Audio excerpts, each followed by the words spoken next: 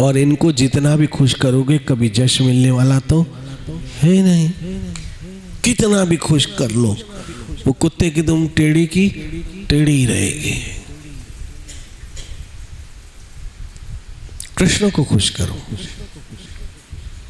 कृष्ण को प्रसाद अर्पण करो, बहुत अच्छा अच्छा बना के कर कृष्ण को। आप माताओं को तो सबसे बड़ा अवसर है। किचन रसोई घर की आप देवी हो। आप जो चाहो श्याम सुंदर के लिए पका के भोग लगा सकती हो। आपके हाथ में रसोई है। रोज नए नए पकवान, नई नई डिशें। लो ठाकुर आज आपके लिए पकाया, लो ठाकुर आज आपके लिए पकाया, लो श्याम सुंदर आज आपके लिए ये भोग अर्पण किया। अब माताओं को तो स्वतंत्रता, पुरुषों को तो फिर भी कुछ बाधाएं हैं।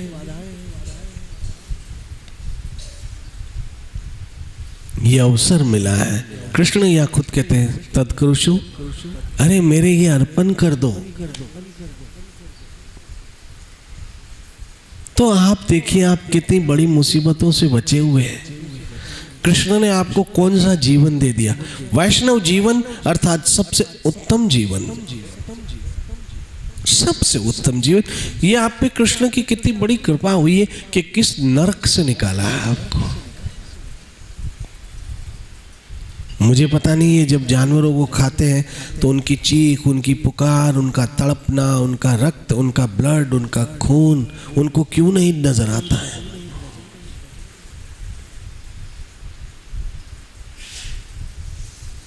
ये जब चिकन खाते हैं तो उस मुर्गी की चीख, पुकार, तड़प क्यों नहीं नजर आती है? ये जब फिश खाते हैं तो उस मछली का जो पानी के बिना जाल में तड़प तड़प तड़प के जान देती है। और जब पशु को काट के उसको मारा जाता है तो मरते समय वो भयभीत होता है, क्योंकि उसको काटा जाता है, कष्ट में होता है, तकलीफ में होता है, बहुत बहुत तकलीफ में वो तड़प तड़प के अपनी जान देता है। तो उस समय उसके मांस में बहुत नेगेटिव किस्म की चीजें आ जाती हैं, वो खाने वाले पे असर करती है। आज तो यूरोप अमेरिका में वेजिटेरियनिज्म एक फैशन बनता जा रहा है। जो भी बहुत हाईएस्ट दिमाग वाले लोग हैं वो वेजिटेरियन है। फैशन बन गया है वेज खाना। आप सोचिए, सब्जियों को देखते ही, सब्जी की दुकान देखते ही मन को प्रसन्नता होती है। कहीं लाल टमाटर पड़े हैं, कहीं हरी मिर्चियाँ पड़ी हैं, कहीं पर्पल बैंगन पड़े हैं, कहीं पीले नींबू पड़े हैं, कहीं गाजर पड़े हैं, कहीं पालक। ये सब देखकर, रंग बिरंगा देखकर ही हमारी प्रकृति के अनुसार हम बहुत आनंदित हो जाते हैं। और मांस की मार्केट से निकलो तो नाक, जो मांस खाने वाले वो भी ऐसे करते, तो खाते क्यों हो फिर? कहीं जानवर मर रहा है, कहीं कट रहा है, कहीं ब्लड उड़ रहा है, कहीं खून उड़ रहा है, कहीं तड़प रहा है। ये सीन देख के मन विचलित हो जाता है, और भाजियों को देखो तो मन आनंदित हो जाता है। कृष्ण ने आप सबों पे कृपा की है, इस मुसीबत से निकाला, इस नरक के खुले हुए मुंह से निकाला, जहां जानवरों की बद्दुआएं लग रही है। बेज़बान कहते हैं, बेज़बान की बद्दुआ बड़ी खतरनाक होती है।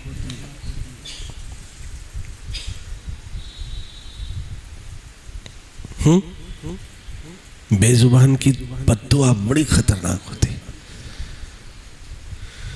और फिर ऊपर से भगवान सब कुछ देख रहा है। ऐसे करोड़ लोगों के दिलों में दया नाम की चीज ही नहीं है, जो सिर्फ अपना पेट, अपने स्वाद के लिए, पेट भरने की बात भी नहीं है। पेट भरने के लिए तो बहुत सारे साधन है, यह स्वाद की बात है, अपने टेस्ट की बात है, अपने मजे की बात है। कितना बड़ा हम करूरता का काम कर रहे हैं, कितना बड़ा करूरता का काम कर रहे हैं। और ये कृष्ण की कृपा है कि हम कृष्ण को भोग लगाए बिना खाएंगे नहीं, और हम वही खाएंगे जो कृष्ण को प्रिय होगा।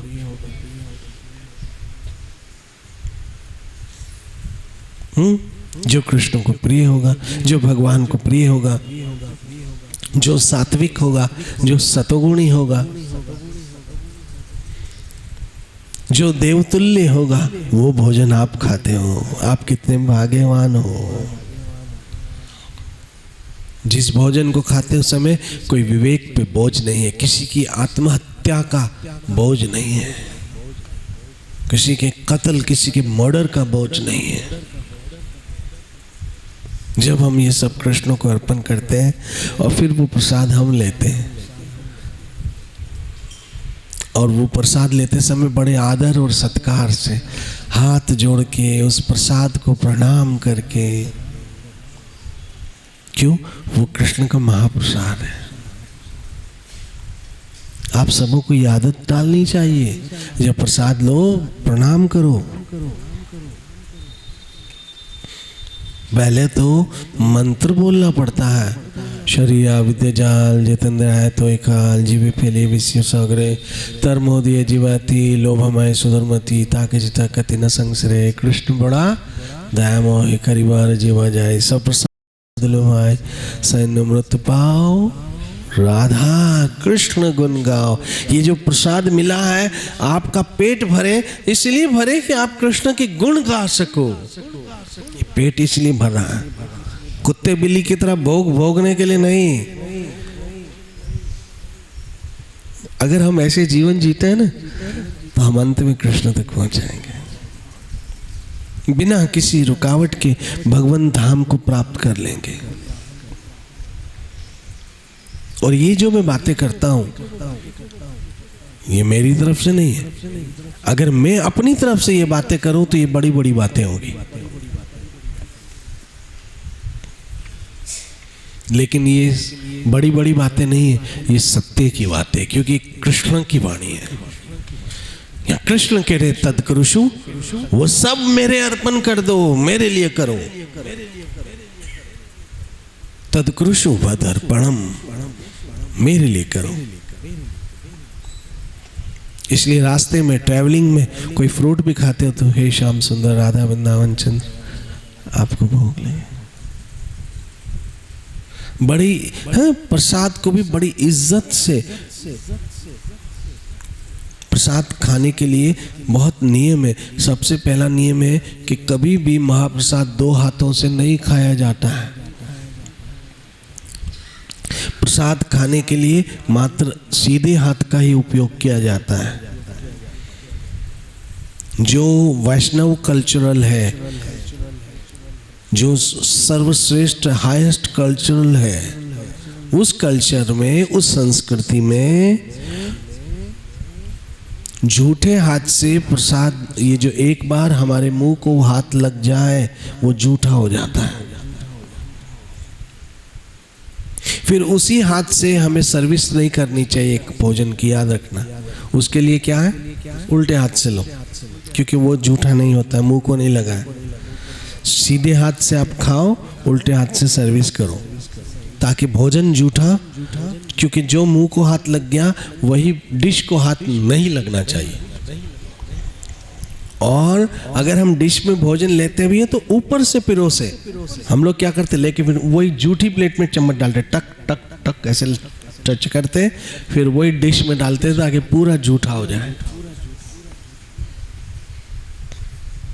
ये बहुत संस्कार है महाप्रसाद के। फिर भोजन लेते समय बड़े आदर सत्कार से भोजन लिया, और जब भोजन ले चुके तब थाली में कुछ नहीं बचना चाहिए। आप उतना ही प्रसाद लो जितना आप खा सको, झूठा नहीं बचाना चाहिए,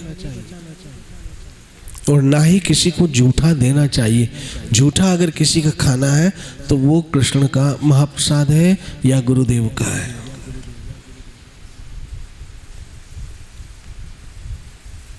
झूठा भोजन किसी को नहीं देना चाहिए। इवन आपके काम वाले लोग हैं, आपके घर में काम करते हैं, उनको भी झूठा मत दो। इसलिए उतना ही लो जितना आप खा सको। ये वैष्णवों की पहचान होती है। जब आप खाने बैठते हो ना, तो खाते समय भी आपकी पहचान हो जाती है कि आपका क्या कल्चर है।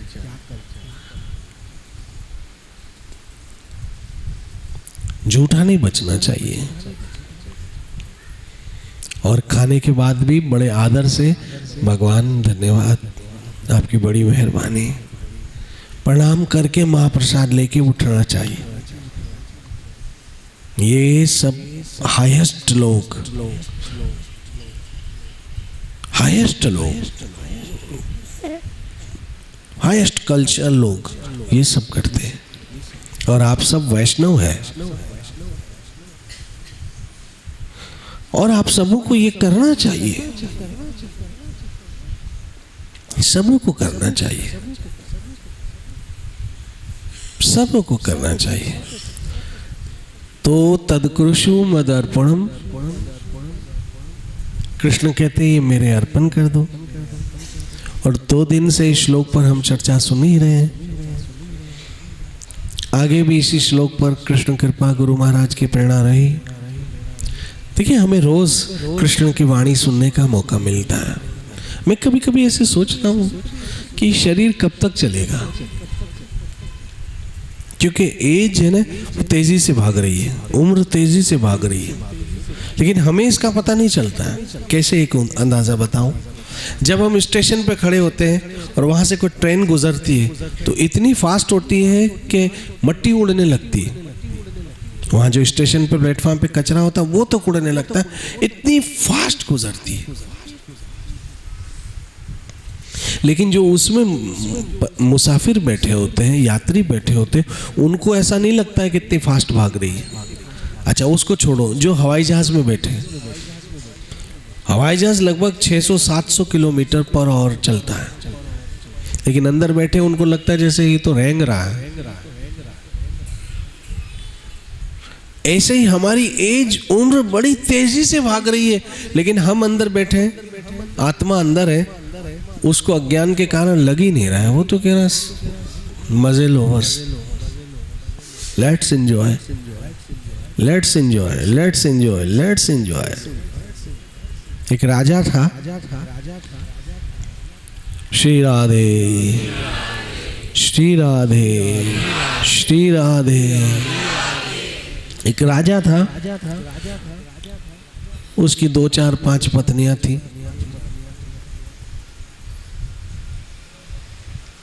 वो अपनी पत्नियों के साथ विहार कर रहा था। ऐसे में उसका सैनिक आया, मंत्री आया, और मंत्री ने कहा, राजा राजा राजा, हमारे देश पर शत्रु ने आक्रमण करने की तैयारी कर ली है, समझिएगा।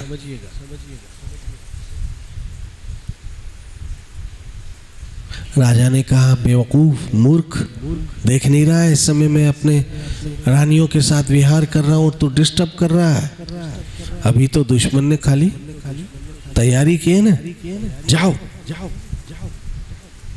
फिर 2-4 दिन के बाद आया, बोला महाराज हमारा शत्रु चल पड़ा है। अरे बोला, तुमको बोला ना डिस्टर्ब मत करो, खाली अभी तो जी चल पड़ा है ना, मुझे अभी विहार करने दो, डिस्टर्ब मत करना। अब ऐसे में मंत्री फिर आया और बोला, महाराज हमारी सीमा तक पहुंच गए।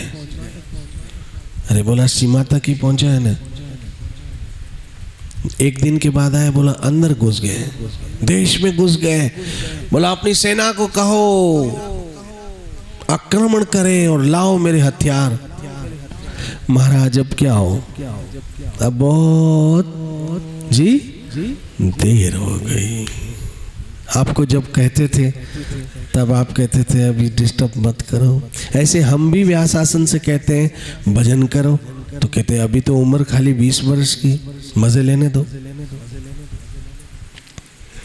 आओ सत्संग में आओ, तो कहते हो अभी तो उम्र खाली 30 वर्ष की है। तुमने तो जवानी में खुद को बर्बाद किया। यानी जो लोग हरि कथा में जाए उनको कहते तुम बर्बाद हो गए हो।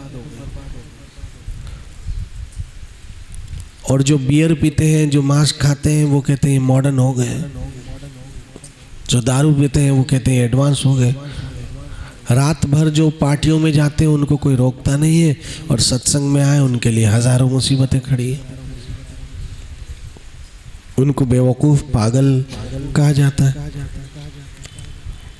ऐसे ही कहते हैं भजन करो, कहाँ अभी तो सिर्फ थोड़े ही सफेद बाल हुए हैं, 50 के ऊपर तो होने दो। ऐसे करते करते करते उम्र निकल जाती। जब बिस्तर पे पड़ते हैं फिर बोलते हैं राम चो हणे खाक। अब क्या, अब हो गया काम पूरा। अब हथियार उठाया क्या फायदा, अब तो समय निकल गया। आप लोगों के पास अभी भी समय है, आप लोगों के पास समय है। ये तेजी से उम्र भाग रही है, उस भागती उम्र के साथ भजन करो। हरे कृष्ण कृष्ण कृष्ण हरे हरे, हरे राम कृष्ण महाप्रसाद खाओ। यत् करुषु तद्कुरुषु मद अर्पणम। वो सब मेरे अर्पण कर दो। तो अवश्य आप सब इस श्लोक को समझते हुए